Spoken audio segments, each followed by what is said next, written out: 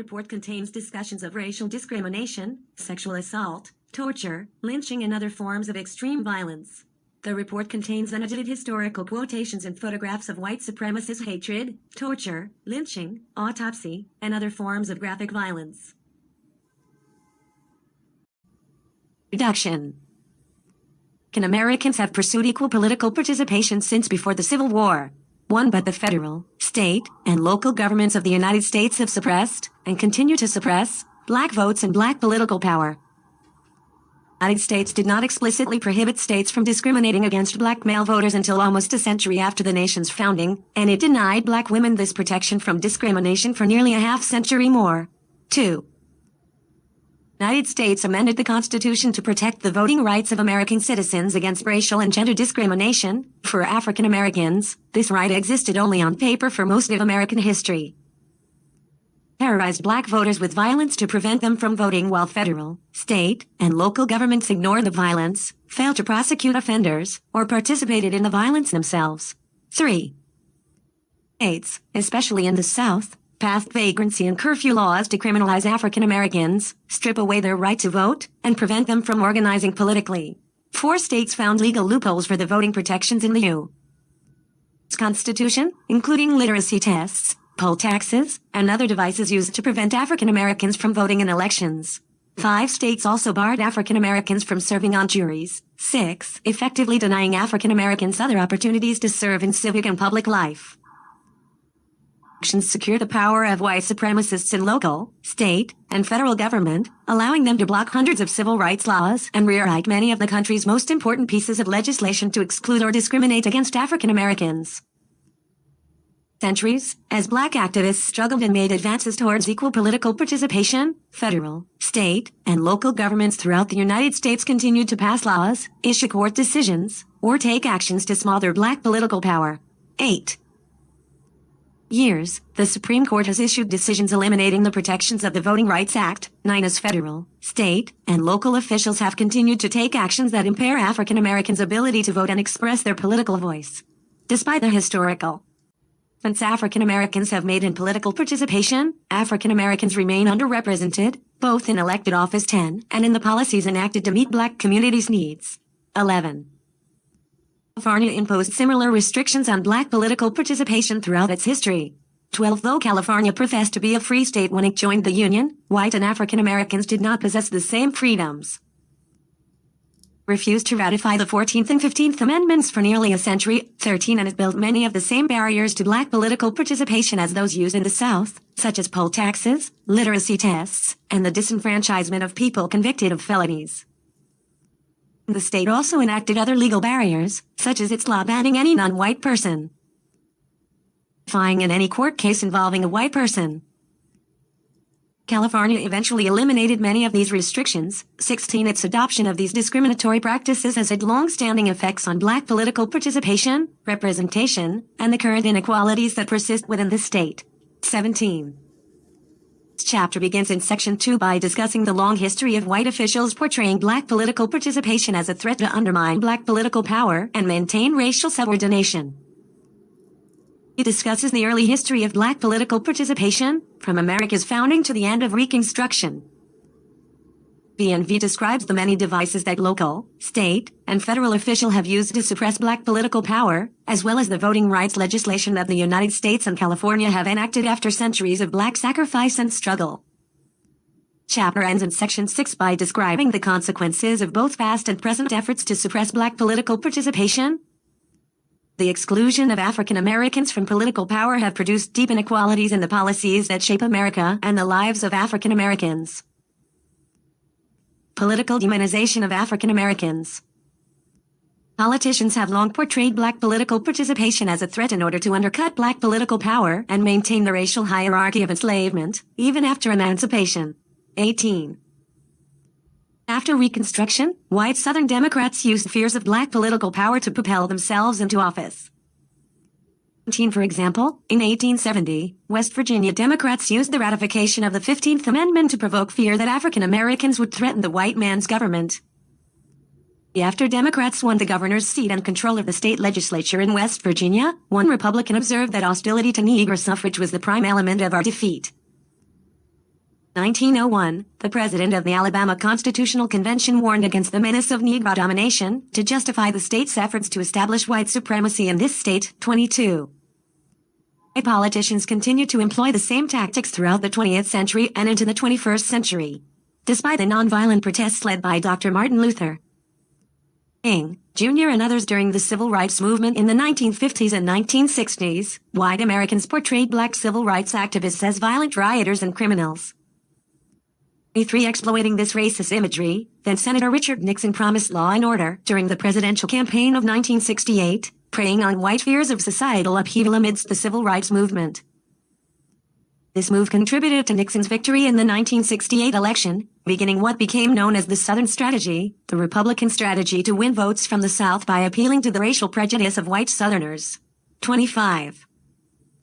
1981, Republican campaign strategist Lee Atwater described the evolution of the Southern strategy, shifting from express racial discrimination to more indirect dog whistles. You start out in 1954 by saying, nigger, nigger, nigger. 1968 you can't say nigger, it hurts you, backfires. You say stuff like, forced abusing, states' rights, and all that stuff, and you're getting so abstract. Now, you're talking about cutting taxes, and all these things you're talking about are totally economic things, and a byproduct of them is, blacks get hurt worse than whites. We want to cut this, is much more abstract than even the abusing thing, and a hell of a lot more abstract than nigger, nigger. 26. Continued this strategy in the presidential election of 1988. With George H.W. Bush trailing his rival by 15 points in the polls, Atwater convinced the campaign to shift gears and go on the attack. 27. The weapon they would use, a black man named Willie Horton. 28. From penitentiary in the state governed by Bush's rival, Willie Horton was convicted and incarcerated for sexually assaulting a white woman. 9. Preying on stereotypes and fears of black criminality and black assault on white womanhood, Atwater and the Bush campaign played television ads displaying Horton's blackface over ominous warnings, to great success. Focus groups, half of prospective voters almost immediately switched to supporting Bush after seeing the ad. 30. In practice, the ad helped transform Bush's 15-point deficit into a presidential victory, 426 electoral votes to 111. 31. When critics the racial fear-mongering of the Horton ad, the Bush campaign tried to distance itself from it. 32. Today, the same stereotypical imagery persists in American politics. In the language of elections past, Donald Trump declared himself the law and order candidate. 33. After the police murder of George Floyd in the summer of 2020, Trump called protesters in Minnesota thugs and said that when the shooting starts, using the exact same phrase that a white Miami police chief repeated in response to black protesters in 1968. 34. When peaceful protesters marched in D.C., the Trump administration met those protests with tear gas, smoke bombs, and beatings. 35. Reconstruction and the Constitution. From its beginning, the United States excluded enslaved black people from American citizenship, declining to count them as full people. 36. As discussed in Chapter 2, Enslavement, in 1789, the U.S. Constitution included a 3/5 clause, counting enslaved black persons as 3/5 of all other persons for the purpose of establishing the number of representatives each state would have in Congress, number of electoral votes each state would cast in a presidential election.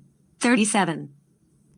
On one hand, the 3/5 clause dehumanized enslaved African Americans by not counting them as a full person, and by allowing pro-slavery Southerners to partially count enslaved people toward their total number of electoral votes and representatives in Congress, even though enslaved people could not vote or express any political voice. The Constitution gave the states that enslaved them much more power than they would have had otherwise. Southerner Thomas Jefferson would not have won the presidential election in 1801 without the additional electoral votes given to Southern states based on the number of African Americans they enslaved within borders. 38. Further, the manner in which the federal government counted the enslaved population of African Americans erased their humanity. The 1850 and 1860 federal censuses did not list most enslaved people by name, as they did for white Americans, but by the name of their enslavers. 39. Denying enslaved African Americans their citizenship, the United States also denied free African Americans the right to vote. The framers signed the Constitution in 1787. They left voting laws to the states, whose laws protected the right to vote only for white, Male property owners. Though a few northern states would eventually extend the right to vote to African Americans, by the time of the American Civil War, most states, including every southern state, prohibited African Americans from voting. 41. Reconstruction, the federal government aimed to give newly freed African Americans access to basic civil rights. Rights Act of 1866 granted citizenship to anyone born in the United States regardless of color or previous enslavement. 42. The 14th Amendment made birthright citizenship and civil rights permanent. 43. By achieving these, African Americans not only redefined their own citizenship, they redefined citizenship for all Americans. For birthright citizenship might not have come into existence in the United States without African Americans' struggle against slavery, and it helped open the door to citizenship for all immigrants and their U.S.-born children. 45. Also recognized that political rights were essential to black civil and economic rights. 46. So the 15th Amendment was ratified in 1870, which prohibited states from discriminating against voters based on race, color, or previous condition of servitude. 47. The 14th and 15th Amendments had limitations. The 14th Amendment did not protect African Americans' right to vote. Instead, the 14th Amendment only punished states that legally denied male citizens the right to vote by reducing their number of representatives in Congress. 49. A penalty that has never been enforced. 50. While the 15th Amendment prohibited states from denying a person's right to vote based on race, it contained no enforcement mechanism without an act of Congress. 51. 70. In 1871, Congress passed several enforcement acts, giving the federal government the authority to prosecute violations of the 15th Amendment. 52. But in 1875, the U.S. Supreme Court held that because the 14th and 15th Amendments only empowered the federal government to prohibit discrimination by the states, it did not empower the federal government to prosecute the private white militants who used racial terror to suppress black voting. 3. And to the extent that the 15th Amendment protected black men in the right to vote, it did not extend the same protection to black women, who would have to wait another half-century for the 19th Amendment in 1920. 54. African Americans responded by taking full advantage of their new political rights. African Americans held conventions across the country. 55, and participated in state constitutional conventions to secure their voting rights. Republicans in Congress increasingly began to believe that they needed to overhaul Southern governments and ensure that ex-Confederates did not return to power.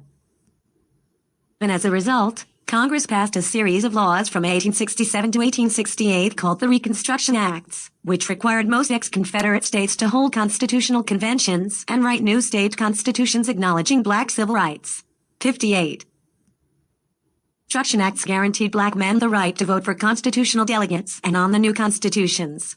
59. Across the South in 1867, black turnout ranged from 70% in Georgia to 90% in Virginia. 60. Black votes were nearly unanimous in support of ballot measures to hold constitutional conventions to amend their state constitutions to guarantee equal rights. 61. Hundreds of black men served in the Southern state constitutional conventions under the Reconstruction Acts, and they participated alongside white Republicans in writing new constitutions which protected equal voting rights, civil rights, rights for African Americans. 62. By 1868, more than 700,000 black men were registered to vote in the South. 63. One white Republican in Alabama said that African Americans voted their entire walking strength. No one stayed at home that was able to come to the polls. 64. Black voters became black elected officials. During Reconstruction, over 1,400 African Americans held federal, state, or local office, and more than 600 served in state assemblies. 65. Many of these new black officials were formerly enslaved, and many took seats formerly who had enslaved others. 66. The ranks of elected black officials included 16 black men elected to Congress, 14 to the U.S. House of Representatives, and 2 to the U.S. Senate. 67. Election of African Americans into office, however, did not translate to full political representation. Americans took a lower share of elected seats in both state and federal office relative to their proportion of the electorate, and rising presence in office did not always carry greater power at the highest levels of state government. 8. White politicians, including Republicans who had favored emancipation and black enfranchisement, treated black elected officials as junior partners in government. 9 in 1874, 16 black politicians in Louisiana publicly complained of being excluded from any knowledge of the confidential workings of the party and government, and not infrequently humiliated in our intercourse with those whom we have exalted the power. 70. White Northern support for Reconstruction collapsed. Southern Democrats intensified violent insurrection, and white Northerners tired of the economic and military costs necessary to enforce equal rights. An economic depression in the 1870s further weakened the federal government's resolve and undermined support for pro-Reconstruction officials in the South. 72. President Ulysses S. Grant shared power with Southern Democrats, who opposed Reconstruction, causing one Northerner to complain that the government was filling every department with Southern Democrats to placate the rebels and get their votes. 73. Pressures came to a head in the presidential election of 1876, when both the candidates, Republican Rutherford B. and Democrat Samuel Tilden, claimed to have won due to contested votes in the southern states where election violence and fraud was high. 74 Southern Democrats contested the results, threatening revolt. 5 To avoid another civil war, the Republicans and Democrats reached a compromise. The Democrats stopped contesting the presidential election, and the Republicans agreed to withdraw federal troops from key locations in the South, effectively ending Reconstruction. 6 As the chairman of the Kansas State Republican Committee wrote, "I think the policy of the new administration will be to conciliate to the white men of the South. Carpetbaggers to the rear, and niggers take care of yourselves." 7 An article published in The Nation predicted, "He Negro will disappear from the field of national politics. Henceforth, the nation, as a nation, will have nothing more to do with him." 78.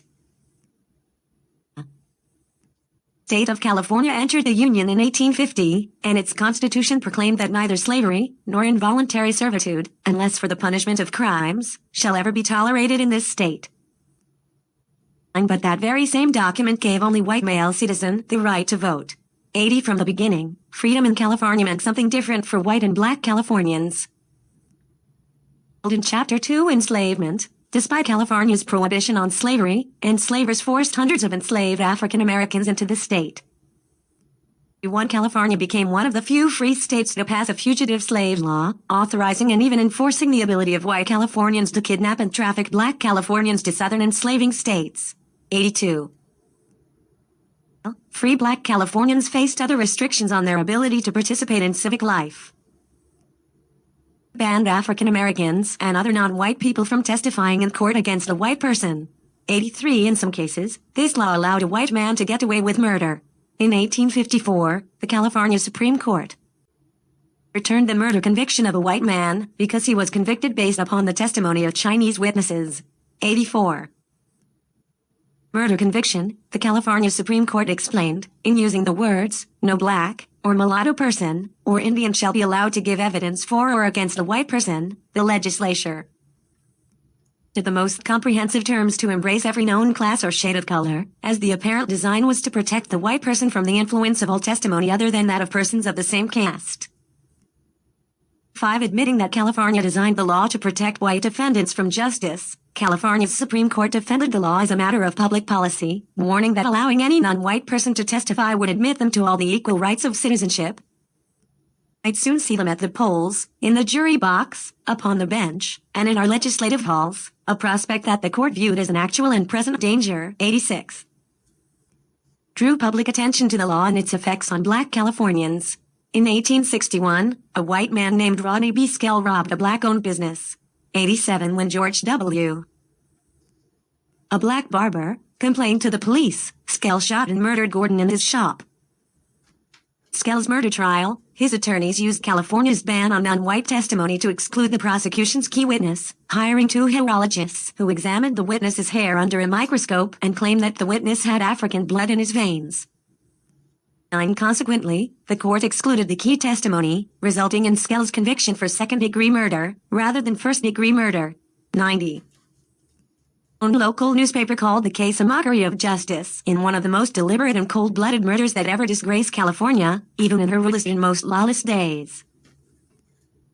One California legislator observed that Skell had murdered Gordon, knowing that black testimony against him would court.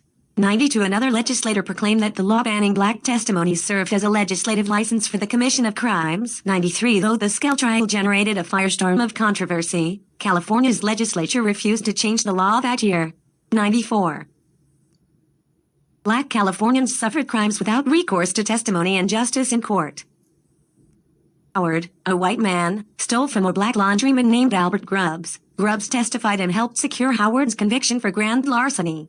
95 on appeal, the Chief Justice of the California Supreme Court, Stephen J., who would later become a justice on the U.S. Supreme Court, overturned the conviction, declaring that California's law categorically barred any black testimony, even if crime may go unpunished. 96. Against by both the laws and those who would break it, many black Californians, like Peter Lester, who was assaulted and robbed in his store, but unable to testify against the perpetrators, left the state.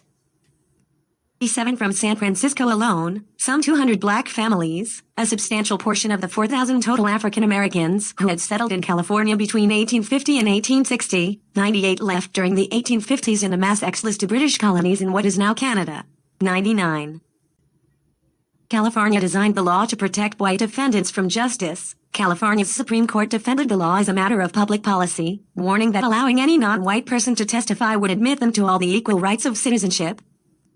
We might soon see them at the polls, in the jury box, upon the bench, and in our legislative halls, a prospect that the court viewed as an actual and present danger. Black Californians organized in response to these restrictions. Black citizens formed the Colored Executive Committee and founded their own weekly newspaper, Mirror of the Times. Going from black activism in other parts of the nation, black Californians held the first of 4 colored citizens' conventions in 1855 at the St. Andrew's African Methodist Episcopal Church in Sacramento. 101 at this convention and later meetings, they advocated against slavery, urged repeal of California's law barring black testimony against whites in state courts, and petitioned for the right to vote. 102. Each-year campaign, convention delegates convinced the California legislature to repeal its ban on black testimony in 1863. As soon as the ban on black testimony ended, black Californians spearheaded legal efforts to protect their rights in court. Black women organized legal efforts to file charges against streetcar drivers who refused to pick up black riders or harass them on the car. 104. Black testimony proved crucial to preventing black Californians from being enslaved. Years after California entered the Union as a free state, in 1863, an enslaver purchased and trafficked a 12-year-old black girl, Edith, selling her to a farmer in Sacramento County. 105, but a free black man named Daniel blew in on her behalf, filing a case in court. 106 with his testimony and the testimony of other black citizens, he persuaded the Sacramento probate judge to remove Edith from the enslaver's custody. 107. Repeal of the ban on black testimony in 1863, 108 and the abolition of slavery in 1865, 109 black activists in California turned their attention to voting rights. Colored Citizens Convention of 1865 petitioned the state legislature for a constitutional amendment to give African Americans voting rights. 110, but when a Republican state senator presented the petition to the state legislature, its members never discussed it. 111. 2 years, black activists drafted another petition asking the state legislature to grant voting rights to black men, if approved by a 2/3 vote by the state assembly and the state senate. 12 but by then, the Democrats had taken over the legislature after campaigning on anti-black and anti-Chinese platforms. 113 black activists could not find a single member of the legislature who would agree to present the petition for the state legislature's consideration. 114. Continued to deny equal rights for its black citizens. The United States adopted the 14th Amendment to the United States Constitution in 1868, guaranteeing the equal protection of law to African Americans. The California legislature ignored the amendment and never ratified it. 115 Similarly, California later refused to ratify the 15th Amendment, which prohibited states from discriminating against voters on the basis of race. 116. Nevertheless, enough states voted for the 15th Amendment to make it the law of the country in 1870, and upon its ratification, 117 black Californians registered to vote in droves.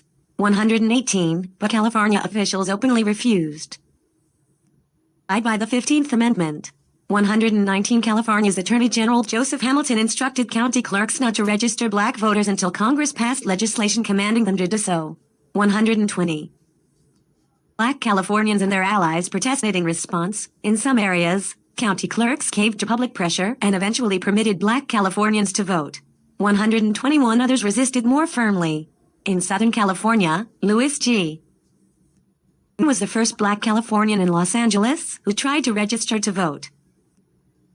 In 22, when the Los Angeles County Clerk refused to allow him to do so, Green filed suit in court. 123, the county judge, who was the brother-in-law of the county clerk being sued, upheld the clerk's refusal to register Green. 124. Recognizing the resistance to black voting in California and other states, Congress enacted the Enforcement Act of 1870, a federal law imposing penalties for states who violated the 15th Amendment.